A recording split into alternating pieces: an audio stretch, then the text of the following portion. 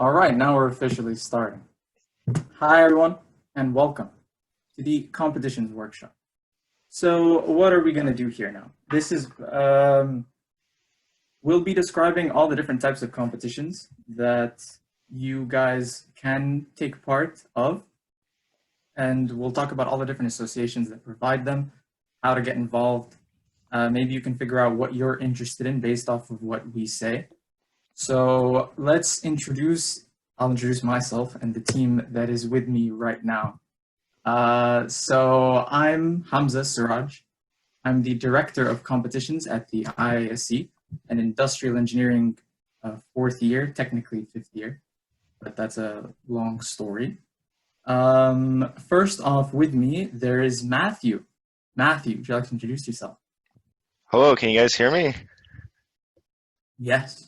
Can you hear like a tapping sound right now? Yes. Just making sure my mic works. All right, perfect.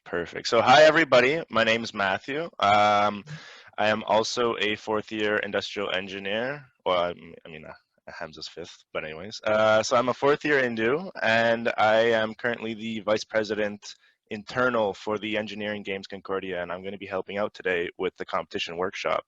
Glad to be here, Hamza. Can't wait to see what we got coming. Yeah, thank you. I'm glad you're excited. I hope you're and the rest of the audience is as excited as I am for what we have in store today. Next off, we'll introduce Abbey. Abbey, hello. So hey guys, I'm Abbey. I'm the VP Finance of IISc this year, and it's actually my third year in IISc, so I'm really excited for what's to come this year. So yes. More IISc members. I like it. Last but not least, Christina. Are you here? Yeah, hi, can you hear me? Yes, we can. Hi everyone, my name's Christina. I am president of the Engineering and Commerce Case Competition, and surprisingly enough, I'm not an engineer. I study business technology management at JMSB, but I love competition, so I'm excited to explain to you guys a bit about it. Nice. I like that. I like the energy. And so a quick thing to tell the audience right now, if you have any questions, feel free to use, there's like the hand feature, right? I'm going to try my best to like look through them, or actually what would be better if you just type your question in the comment and then we'll bring it up the second we think we can bring it up, right? Hopefully that system works. And if it doesn't, there is a Q&A section at the end. And if we happen to miss your question for some reason, then you can ask anything you want there for as long as you want. So let's get into it. First, with our agenda. So introductions, obviously we did our own introductions, but we'll talk a little bit more about the associations that we're a part of and what we do. You just heard a lot about the IISc in the previous segment, and we'll, I guess, highlight a little bit of the stuff here. We won't get too much into it because you heard a lot about us just a while ago. The general types of competitions that exist at Concordia and that engineers can take a part of. Then we'll talk about advice that we have if you want to partake in any of these general competitions, general competition archetypes in a way, if you will. And we'll also talk about what to expect this year in terms of competitions that are being organized that you can take part in. And then lastly, we'll wrap it all up with a Q&A section. So for the IISc, Abbey, would you like to kick this off? You're muted. 1 second, sorry. So there was a segment about this just before this, but IISc, as I said, it stands for Institute of Industrial and Systems Engineers. And what we try to do is we try to connect students with their field and try to just get them more acquainted with what they might be doing in the future. And we're not just restricted to industrial engineers, but we also try to help out different engineering bachelors as well, such as mechanical and aerospace, since it's kind of related to us. And all of our events are open to all Concordia students, even if you're not an industrial engineer or even an engineering student, but you're interested in our topics, you are more than welcome to come and join us in our events. So yeah. Sure, for sure. And this year we have a computer science major on our team. So don't be discouraged if you feel like, you know, you want to join us, 100% hit us up. We'll try to figure something out. EngCom. Yeah, so a little bit about EngCom. So EngCom stands for the Engineering and Commerce Case Competition, and it is an interdisciplinary case competition between engineers and business students where they team up to solve industry problems. And case solutions typically consist of a 50-50 split between an engineering solution and a business solution. So it's open to all engineers and all business students. And we have a couple events which are open to all Concordia students, and then we also have an international event. Eng Games.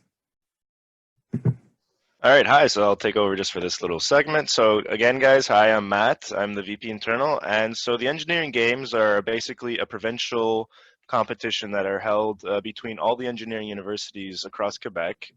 In French, it's Les Jeux de Génie. And it's a great time. It's basically, you could think of it as like the Olympics of engineering. It takes over 4 days, usually in January. This year it's going to happen in March because, you know, circumstances. And yeah, it tests all disciplines as well as large 4-month-long competitions in both creating your own company and creating a machine design to test like a whole course that you have to build. And so there's also tons of smaller competitions such as formal trivia, debating, and improv, as well as what's it called? There's sports day, so everybody has to do sports. Don't worry, that's not like crazy AAA sports, but they're fun. As well as ACADS day, so you're going to be doing either exams or a practical component. So if you're like, for example, a civil engineer, you might have to create a little building that withstands a certain tolerance. Yeah, so tomorrow is going to be our presentation at 11 a.m. So I strongly recommend that everybody who's here goes and watches that tomorrow as well, because we're going to be answering and going into a lot more detail then. But yeah, so that's Eng Games in a nutshell, and yeah, let's kick this off. All right, let's kick this off. Just a little thing I want to mention quickly, specifically with my team. Since I'm presenting, I can't actually look at the chat because my screen is the one presenting. So I'll hope one of you will take care of that. All right, so let's jump into it. With that said, the types of competitions. First off, we have case competitions. These are talked about a lot. Christina, can you tell us about this? Absolutely. So case competitions are usually comprised of teams of 4 participants per team. And usually a case can be anywhere from a couple of hours to even a couple of days, depending on the competition. The typical structure of a case competition is you solve for the designated amount of time that you are given. And during this solving time, you're presented with a problem and you basically have to find a solution and create a PowerPoint presentation to back up your said solution. So presentations are they're usually around 15 minutes and they occur in front of a panel of judges. And judges can be anyone from professors or industry professionals. And after your presentation, a question and answer period is usually conducted to the teams by the panel of judges. So in these case competitions, your solution is just as important as the presentation, as this shows off your soft skills to the judges. And some companies that usually collaborate as sponsors for these competitions are companies like Bombardier, CAE, Siemens, Pratt & Whitney, General Electric, and so many more. And some example of case competition themes can revolve around aerospace, fintech, cybersecurity, and basically anything that it really depends on the company and the issue that they're presenting to the participants within the case. And it's open to all years. And case competitions are a great opportunity to get out of your comfort zone and try something new and challenge yourself. And definitely opportunities for the winners of these competitions are, one, outshining your competitors in front of some judges, and potentially to get an employment opportunity, or usually monetary prizes are offered as well. Nice. I could get a job. That's beautiful. Entrepreneurial competitions. Yeah, so similarly to case competitions, entrepreneurial competitions are also comprised of teams of 4, but the focus is more specified on startup businesses rather than a medium to large size company. So the purpose of these competitions is that the startup company presents a problem to the teams, and the teams work together to pitch their solution to that company. And also other judges, and it's judged in front of a panel as well.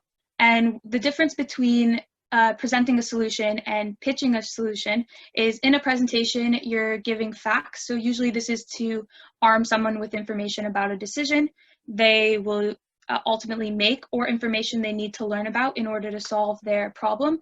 However, in entrepreneurial competitions, it's you're pitching a solution. So in a pitch, you are calling them to take action you want them to take. It is by nature kind of like a persuasive argument. So in both case competitions or entrepreneurial competitions, pretty similar, but that's basically the main difference between them. But so it's the style in which you present your solution that slightly differs. So in entrepreneurial competition, some opportunities for the winners is you can potentially go and work with the startup after your pitch.